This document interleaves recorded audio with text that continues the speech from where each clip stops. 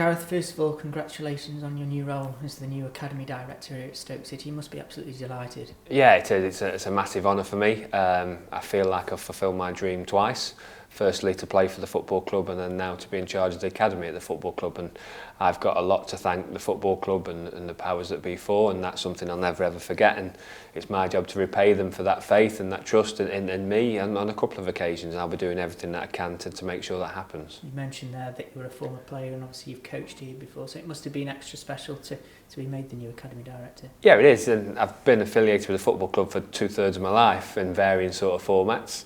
Enjoyed every single minute of it, and like you say, as a player, privileged to play for every age group from the under-8s to the first team, and then as a coach, I've coached every age group from the under-8s through to the 23s, starting off as a part-time coach, then into a full-time coach, then into a lead position, then to lead stroke management position, and now where I am now as Academy Director. And like I said, it's a massive opportunity for me, and it's a challenge that I'm really looking forward to. How do you look back on your time coming through as a player at the Academy? I suppose it's a bit different to what it is now. It is, but the journey to being a first team player won't change whether it was 15 years ago, whether it was last year, last week, or whether it be years down the future. It takes a lot of hard work, a lot of sacrifice, a lot of initial talent as well, but as each individual has to maximise his talent and then be able to cope with the physical demands, of course, but what it takes to get to a first team will never change. Are those experiences is something that you hope to use to inspire the young players at the football club? Yeah, every member of staff in the academy, I want them to be role models and role models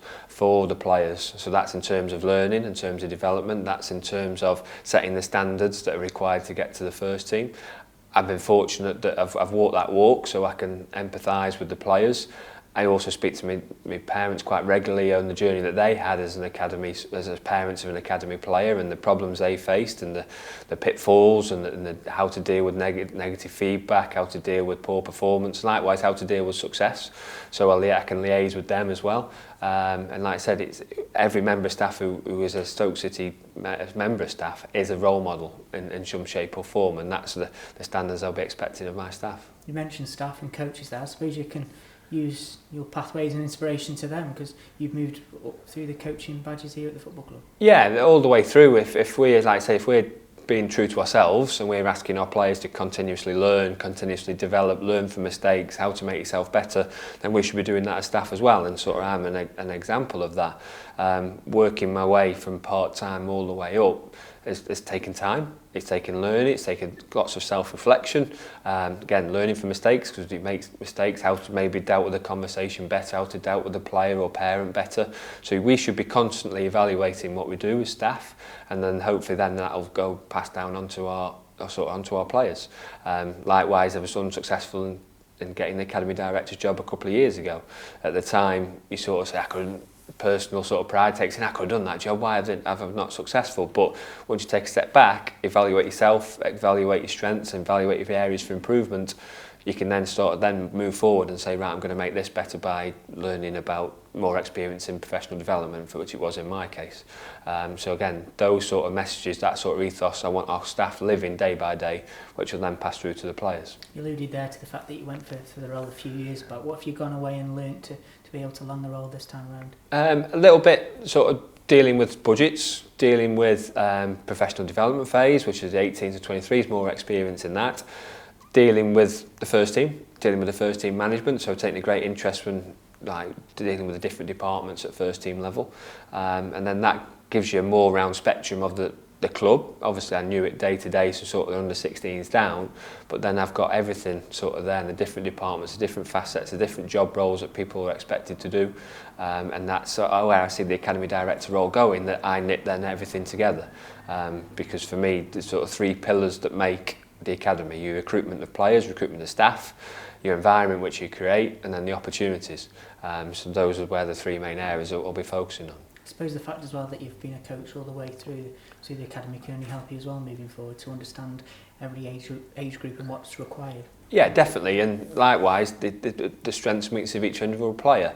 I'm fortunate, I've coached every age group from the 8s to the 23s, so I know all our best players, all the players that need this sort of pathway, all the players that need that sort of pathway, and I think that helps, and I see that the academy that's a job role of the academy director. He should know every inch of the academy. That's staff, that's parents, and that players. And I'm in a fortunate position that I can do that, and I can relate to the different areas over what's needed and what's required.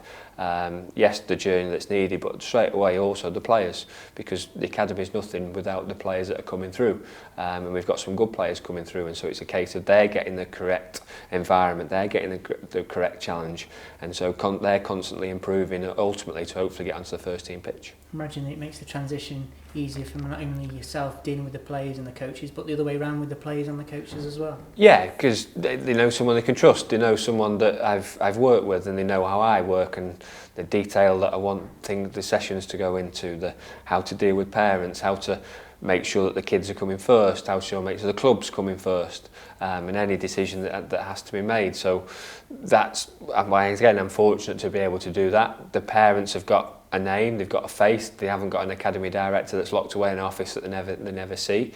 I aim to be out on the training pitch, still working as a coach if time allows, and the busy role that you have to, but then also an open door for parents, because if they're going to bring their son 3, 4, 5 times a week to the academy, they've got to be able to trust the programme that we offer, but be the person that's in charge. And so likewise, I'm in a fortunate position that I can carry that forward.